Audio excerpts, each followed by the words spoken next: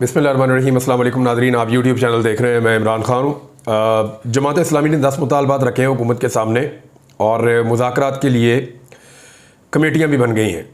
जो मुतालबात हैं वो पहले मैं आपको बता देता हूँ। एक तो वो ये कह रहे हैं कि 500 यूनिट तक जो माहाना सार्फिन को बिल आता है, 500 यूनिट तक वो बिजली इस्तेमाल करते हैं, उनके बिलों में 50% रियायत दी जाए।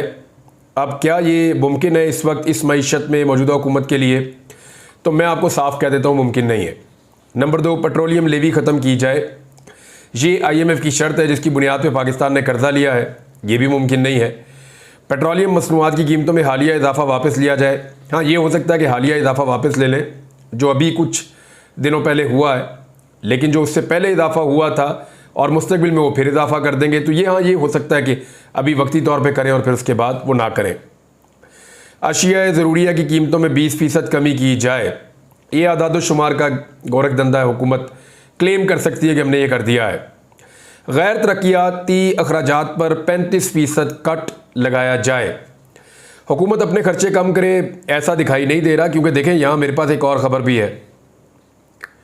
मौजूदा हुकूमत ने एक मरतबा फिर जो है वो पैसा बांटना शुरू कर दिया है। ये खबर मैं आगे जाके आपको बताऊँगा कि कैसे इन्होंने सरकारी मुलाजमीन के अंदर पैसा बांटा है, किस तरह कौमी असम्बली के मुलाजमीन को, कैसे वज़ीर-ए-आज़म हाउस के मुलाजमीन को किस किस ने कितना कितना पैसा दिया। करोड़ों अरबों रुपया तो ये ऐसे बांट देते हैं जैसे इनके घर से ये पैसे लेकर आए हुए। तो इस तरह के जब अल्ले तलल्ले होंगे, जब इस तरह से ये सरकारी ख़जाने को लुटाएंगे, तो फिर आप कैसे तवक्को कर सकते हैं कि ये अपने गैर तरक्याती अखराजात पे कट लगाएं। आसिफ अली जरदारी साहब ने अपनी गाड़ियों का ख़र्चा डबल कर दिया है। ऐवान सदर के जो बाग हैं उनका खर्चा डबल कर दिया है।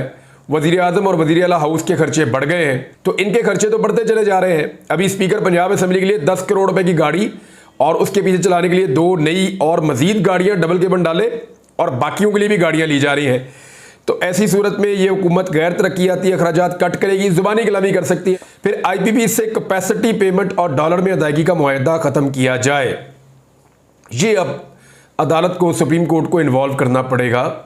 ये IPP आलमी अदालतों में जाएंगे और वैसे भी IPP के जो लोग बेनिफिशरी हैं वो ये सियासतदान ही तो हैं, इन्हीं के जानने वाले, इन्हीं के चाहने वाले, जिनको ये IPP के कॉन्ट्रैक्ट मिले हुए हैं और उन्होंने मुआहदे किए हुए हैं हुकूमत पाकिस्तान के साथ और धड़ाधड़ वो पैसा ले रहे हैं। यानी एक साल का हम 2 ट्रिलियन से ज़्यादा देते हैं, 2000 अरब रुपए से ज़्यादा, लगभग 2100 अरब रुपए बनते हैं जितना पैसा हम देते हैं हर साल IPP को कैपेसिटी पेमेंट की मद में। और ये वो पैसा है, यानी इससे बहुत कम पैसा हम बाहर से कर्जा लेते हैं। यानी जितना हम कर्जा लेते हैं उससे ज़्यादा तो हम यहाँ लुटा देते हैं और IPP जो है वो पैसा खा रहे हैं। कौम के ऊपर कुछ नहीं लग रहा है, ये गलतफहमी आप दूर कर देंगे, कौम के ऊपर पैसा लग रहा है। फिर एक और जो मुआहदा किया गया, ये मुतालबा बड़ा अच्छा है जमात इस्लामी का, लेकिन क्या मुमकिन है अब इस बारे में देखते हैं। ज़राअत और सनतों पर टैक्सेस में 50% कमी की जाए। IMF की शराइत के मुताबिक ये टैक्सेस लगे हैं, हुकूमत के लिए मुश्किल होगा। तनख्वाहदार तबके पर टैक्स का ज़ालिमाना बोझ वापस लिया जाए। ये बेचारा तनख्वाहदार तबका ही तो है, मिडिल क्लास, जिसके लिए जमात इस्लामी आवाज़ उठा रही है और बहुत अच्छा कर रही है। तो हुकूमत ने ये इन्हीं तबके से या इसी तबके से पैसा बटोर के तो अपना निज़ाम चलाने की कोशिश की हुई है। यानी इस वक्त मिडिल क्लास, तनख्वाहदार तबका, उसके ऊपर सारा बोझ डाला गया इस बजट में और उसके ऊपर से बोझ उतरना चाहिए था, मज़ीद बोझ डाल दिया गया। यानी पैसा इकट्ठा करने का आसान तरीका यह है कि तनख्वाहदार बंदा उसको पीस के रख दो, ये इन्होंने किया। मुराद याफ्ता तबका से टैक्स वसूल किया जाए। ये मुश्किल काम लगता है पाकिस्तान में जब तक रिफॉर्म्स नहीं होती। बहरहाल जमात इस्लामी ने धरना दिया हुआ है और मुज़ाकरात की पेशकश हो चुकी है। हुकूमती वफ्द वहाँ पे गया था, इन्होंने भी अपनी टीम बना दी है, वो भी बना रहे हैं, तो मुज़ाकरात होंगे। मुतालबात बहुत अच्छे हैं जमात इस्लामी के, इनको सबको सपोर्ट करना चाहिए। लेकिन क्या ये डूएबल है? मेरे ख्याल में अगर जमात इस्लामी की अपनी भी हुकूमत इस वक्त बन जाए तो जो पाकिस्तान की मईशत की सूरत हाल है, इन मुतालबात पे इस तरीके से इस वक्त अमल दरामद होना मुमकिन नहीं है। हालांकि होना चाहिए, पाकिस्तानियों के लिए रिलीफ निकलना चाहिए, लेकिन ये बहुत मुश्किल है क्योंकि इस हुकूमत ने जो मुआहदे किए, जो कुछ किया है, इस हुकूमत के होते हुए तो ये नहीं हो सकता। अब आ रहे इस बात पे कि जमात इस्लामी के धरने में सिचुएशन क्या है। कारकुन वहाँ पे मौजूद है, लीडरशिप मौजूद है, तकारीर हो रही है और अब इंतजामिया ने उनको फैसिलिटेट करना शुरू किया है। पहले उनकी गिरफ्तारियां हुई थी, फिर कारकुनों को रिहा कर दिया गया है। जमात इस्लामी के एक कारकुन की एक वीडियो बड़ी वायरल हुई सोशल मीडिया पे, मैंने भी उसको पोस्ट किया। उसमें जमात इस्लामी के कारकुन ये बता रहे हैं कि जी हमें पकड़ लिया गया और पुलिस लेकर हमें जा रही थी। कुछ पाकिस्तान तहरीक इंसाफ के कारकुन भी हमारे साथ मौजूद थे। हम सारों को एक ही तरह की गाड़ियों में डाल दिया गया और लेकर जा रहे थे। रास्ते में गाड़ी रोक कर डीएसपी साहब आए, पुलिस वाले, उन्होंने पूछा जी जमात इस्लामी वाले कौन कौन हो? तो हमने बताया जी हम जमात इस्लामी से हैं। तो वो जो जमात इस्लामी वाले थे उनको आगे जाकर चौक में उतार दिया, तरनौल में, और उन्हें कहा जी आप ये होटल से खाना खुना खाएं और घर जाएं, और पीटीआई वालों को लेकर जेल चले गए। देखिए, होना तो ये चाहिए था सबको छोड़ देते, पीटीआई वालों को भी छोड़ देते, लेकिन हम ये देख रहे हैं कि जो कानून के मुताबिक सलूक होता है, या जो नॉर्मली रियासत जो सलूक करती है पॉलिटिकल पार्टी से, बाकी जमातों से वही सलूक हो रहा है। लेकिन तहरीक इंसाफ एक ऐसी पॉलिटिकल पार्टी है कि सारा पाकिस्तान उसको सपोर्ट भी करता है, लेकिन पाकिस्तान की रियासत और रियासती इदारे उसके साथ जो सलूक कर रहे हैं वो दुश्मनों जैसा कर रहे हैं। यानी जमात इस्लामी को, कारकुनों को छोड़ देना बहुत अच्छी बात है।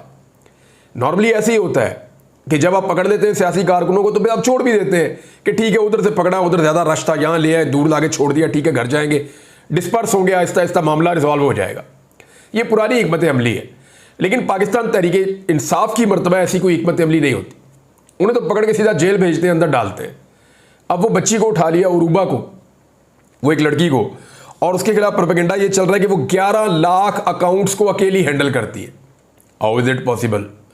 11 लाख अकाउंट्स को वो हैंडल करती है, तो इस तरह की 2 लड़कियां लेके या इस तरह का 2 निज़ाम बना के तो पीएमएलएन जो मर्जी करती रहे, जो मर्जी करके। अगर ये इतना ही आसान होता तो पैसे के साथ तो पीएमएलएन और पीपल्स पार्टी ये बड़े आराम से कर लेते।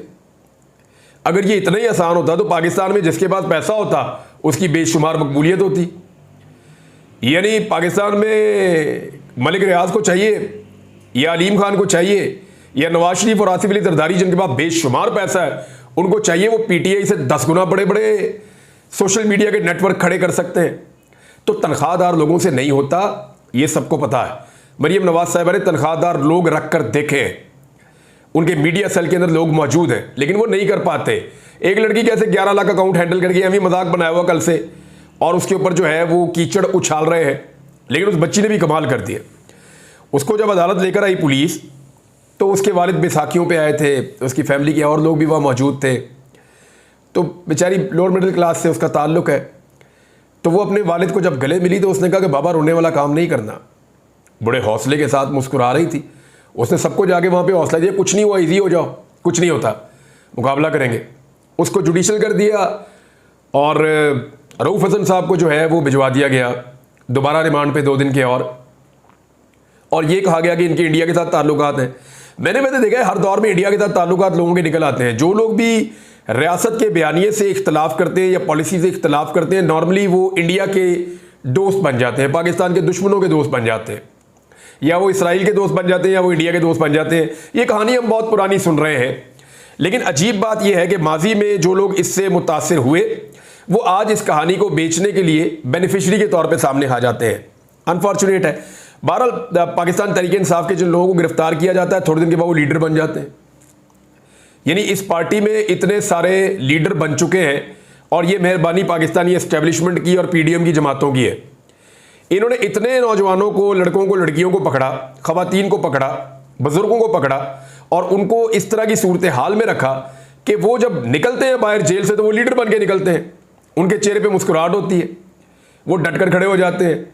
तो ये हमने देखा, बहुत चंद लोगों के अलावा ज़्यादातर लोगों ने हौसले का सबूत दिया और वो लोग डटकर खड़े हो गए।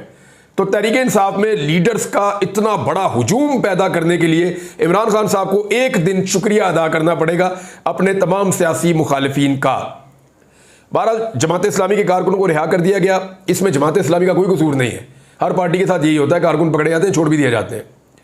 तो जमात इस्लामी का इसमें कसूर नहीं है। कसूर इसमें रियासत का है कि वो पाकिस्तान तहरीक इंसाफ के साथ अलग तरह का सलूक कर रही है। उनको अभी तक इजाज़त नहीं मिल रही कि वो इस्लामाबाद में कोई जलसा कर सकें, जुलूस कर सकें, रैली निकाल सकें, लाहौर में कर सकें, कराची में कर सकें, मुल्तान में कर सकें, फैसलाबाद में कर सकें, कोयटा में जाते हैं वहाँ पे भी ये होता है। अब इस वक्त जो पूरा बलूचिस्तान है वो एक तरह से बंद हुआ पूरा बलूचिस्तान। मैं एक वीडियो देख रहा था, वो अपने बच्चे को लेकर अस्पताल जाना चाहते हैं कोयटा। अस्पताल भी वहाँ पे 100-100, 200-200, 500 किलोमीटर के फासले पे। यानी मुझे अच्छी तरह याद है कि रखनी के इलाके में वहां से डीजी खान पंजाब आना पड़ता है किसी शख्स को अस्पताल लेकर। कई लोग मैंने माजूर देखे, मैंने कहा जी माजूर क्यों? उन्होंने कहा जी मामला ये, यहाँ जिसको चोट लगे वो अगर ठीक हो जाए तो हो जाए, वरना माजूर हो जाता है। वजह बताएं? उन्होंने कहा जी यहाँ से जाता ही नहीं वहां पे, अस्पताल बहुत दूर है, अफोर्ड ही नहीं कर सकते ये लोग। तो बलूचिस्तान में तो अस्पताल बहुत दूर दूर है। वो कह रहे जी मेरा बच्चा मर जाएगा, मुझे रास्ता दिया जाए। सिक्योरिटी फोर्सेज वहां सड़क पे खड़ी है, जी हमें ऑर्डर नहीं, हम रास्ता नहीं दे सकते। तो ये चीज़ें हम देख रहे हैं। लेकिन इसके बावजूद गवादर में बहुत बड़ी तादाद में लोग पहुंच गए, बहुत बड़ी तादाद में। इस वक्त जो धरना है उसके मनाजिर देखकर मैं तो हिल गया था कि समंदर के किनारे बहुत बड़ी तादाद में गवादर में लोग मौजूद हैं और वहाँ पे तकारीर हो रही है। बलूचिस्तान के लोग अपना हक मांग रहे हैं, अपने मुतालबात उन्होंने सामने रखे हुए हैं। एक और खबर है जी, क्योंकि बार बार ये कहा जाता है पाकिस्तान तहरीक इंसाफ जो है वो कोई राब्ते वाब्ते कर रही है एस्टेब्लिशमेंट के साथ और कोई बैकडोर चैनल चल रहे हैं और कोई डील हो रही है। तो इसकी तरदीद जो है वो अखबारात में भी आना शुरू हो गई है, मुख्तलिफ वेबसाइट्स के ऊपर भी आना शुरू हो गई है। पाकिस्तान तहरीक इंसाफ ने भी बड़ा कैटेगोरिकली कहा है जी हम बातचीत करना चाहते हैं for the sake of Pakistan, लेकिन हम किसी किस्म की डील करने नहीं जा रहे। इमरान खान साहब ने और उनके साथियों ने बड़ी वजाहत के साथ कह दिया और ये भी कहा कि अगर किसी को ये लगता है कि हम कोई बदला लेंगे तो मुल्क इसका मुतहम्मिल नहीं हो सकता। हम किसी भी इदारे से या इदारे की किसी भी शख्सियत से किसी किस्म की लड़ाई या बदला नहीं चाहते, ये भी पाकिस्तान तहरीक इंसाफ ने कहा है। अब इसमें एक चीज़ और है जो मैं आपको बताना चाहूँगा कि पाकिस्तान में ना एक नई किस्म की फायर वॉल आई है। फाइबर वॉल नहीं है, फाइबर वॉल वो वाली है जो वज़ीर इत्तलात पंजाब की बता रही है, मैं फायर वॉल की बात कर रहा हूँ। फायर वॉल एक ऐसी चीज़ है जो इंफॉर्मेशन को रोकती है इंटरनेट में से गुजरने के लिए। यानी वो ये तय करती है, जहाँ पे ये फायर वॉल लग जाती है वो तय कर लेते हैं पहले कि इसमें से फ़लाँ चीज़ गुजरेगी और फ़लाँ चीज़ फ़िल्टर हो जाएगी। तो पाकिस्तान में एक लीगल और पॉलिटिकल फायर वॉल भी लग गई है, ये पाकिस्तान ने ईजाद की है। यानी हर एहतजाज में से छन के बाकी पॉलिटिकल पार्टीज का कारकुन बाहर निकल जाता है, पीटीआई वाला फंस जाता है। हर जलसे के लिए जो है बाकी पॉलिटिकल पार्टीज को इजाज़त मिल जाती है, वो फायर वॉल में से निकल जाते हैं, लेकिन पीटीआई उसमें फंस जाती है। हर तरह के केस में से बाकी तमाम लोग निकल जाते हैं बयानात देके, पीटीआई उसमें फंस जाती है। तो पाकिस्तान में एक्चुअली एक पॉलिटिकल और लीगल किस्म की फायर वॉल इस रियासत ने लगा दी है और वो सिर्फ और सिर्फ उस फायर वॉल के ऊपर एक कमांड दी गई है कि इसमें से पाकिस्तान तहरीक इंसाफ को फिल्टर करना है, बाकी सबके लिए पाकिस्तान किसी और तरह का होगा और पीटीआई के लिए पाकिस्तान किसी और तरह का होगा। तो ये एक नई तरह की पाकिस्तान की इजाद है। अब एक और खबर है कि दिसंबर में हुकूमत तब्दील हो जाएगी, ये कहा जा रहा है और ये दावा बार बार सामने आ रहा है पाकिस्तान तहरीक इंसाफ की तरफ से। इमरान खान साहब ने भी कहा कि दिसंबर में जो है वो इलेक्शन अनाउंस हो जाएंगे। तो क्या वाकई ऐसा हो सकता है? देखिए, अगर तो कादी फायज ईसा साहब ने एक्सटेंशन ना ली तो फिर तो पाकिस्तान के अंदर पीएमएलएन की हुकूमत चलना एक ख्वाब ही बन के रह जाएगा। क्योंकि देखिए, कादी फायज ईसा साहब ने जब बनना था चीफ जस्टिस ऑफ पाकिस्तान तो यही वज़ीर आज़म थे शहबाज शरीफ और यही वज़ीर कानून थे और यही टीम काम कर रही थी। तो उस वक्त जो है वो 3 महीने पहले कादी फायज ईसा साहब के नाम का नोटिफिकेशन दे दिया गया था कि उमर अता बंदयाल साहब इस तारीख को रिटायर हो रहे हैं। तो 17 सितंबर को कादी फायज ईसा साहब चीफ जस्टिस ऑफ पाकिस्तान बन जाएंगे, ये हमने नोटिफाई कर दिया है 3 महीने पहले। जून में 21 जून को गालिबन ये नोटिफिकेशन आ गया था और अब जो है वो कादी फायज ईसा साहब के जाने में भी 3 महीने बाकी हैं। लेकिन जो आने वाले चीफ जस्टिस हैं जस्टिस मंसूर अली शाह साहब, उनका नोटिफिकेशन अभी तक नहीं किया गया। ये नुकता फवाद चौधरी साहब ने उठाया सबसे पहले और ये बड़ा इंपॉर्टेंट नुकता, इसको समझना पड़ेगा कि वही हुकूमत वही पॉलिसी अब क्यों नहीं इस्तेमाल कर रही। इससे जो है ना अदलिया के बारे में जो एक अजीबोगरीब किस्म की कन्फ्यूजन फैली हुई है और एक ऐसी सिचुएशन है जो किसी करवट नहीं बैठ रही।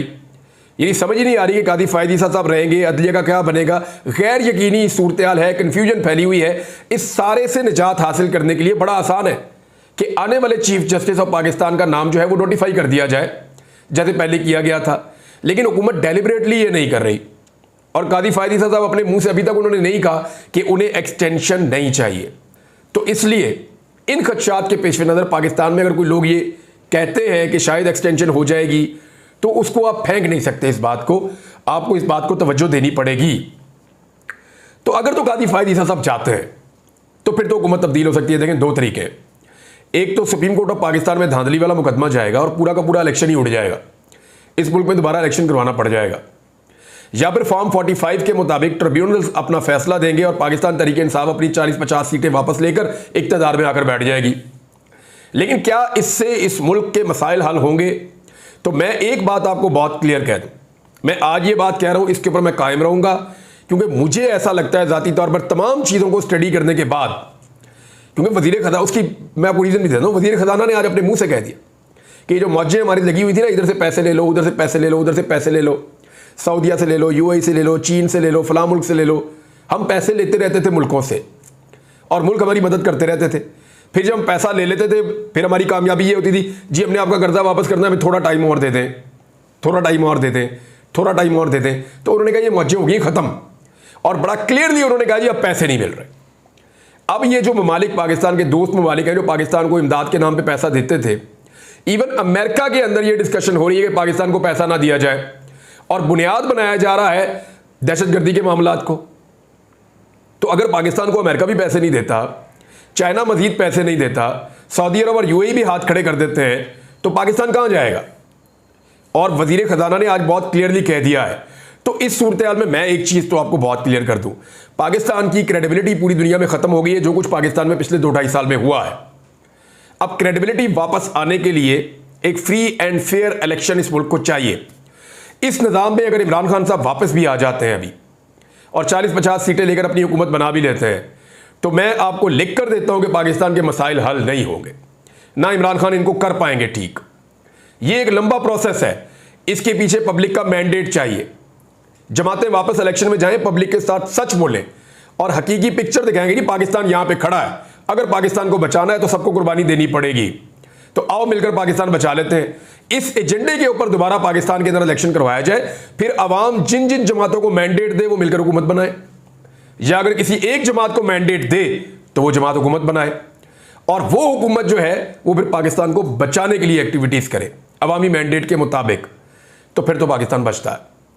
अदरवाइज ये जो बाकी फार्मूलाज हैं कि दिसंबर में ये होगा वो होगा, कुछ भी हो, 5 अगस्त से पाकिस्तान तहरीक इंसाफ ने एक और चीज़ है, बड़ी खबर है, इन्होंने मुजाहरों का ऐलान किया है 5 अगस्त को, क्योंकि 5 अगस्त को जो पाकिस्तान तहरीक इंसाफ के लिए बड़ी खबर है वो ये है कि इमरान खान साहब को गिरफ्तार किया गया था, और 5 अगस्त को उनकी गिरफ्तारी को 1 साल मुकम्मल हो जाएगा।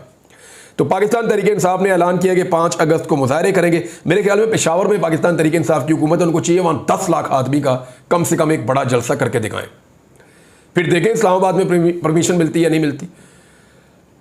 14 अगस्त को लाहौर में जलसे के लिए पाकिस्तान तहरीक इंसाफ कोशिश कर रही है, और उसको भी अभी देख लेते हैं क्या होता है। नवाज शरीफ साहब क्या पाकिस्तान में रुकेंगे या बाहर चले जाएंगे, इन चीज़ों पे और दीगर कुछ और चीज़ों पे हम बात करेंगे अगले वीलॉग में। अब तक लेते हैं, अपना ख्याल रखिएगा, अपने चैनल का भी। अल्लाह हाफ़िज़।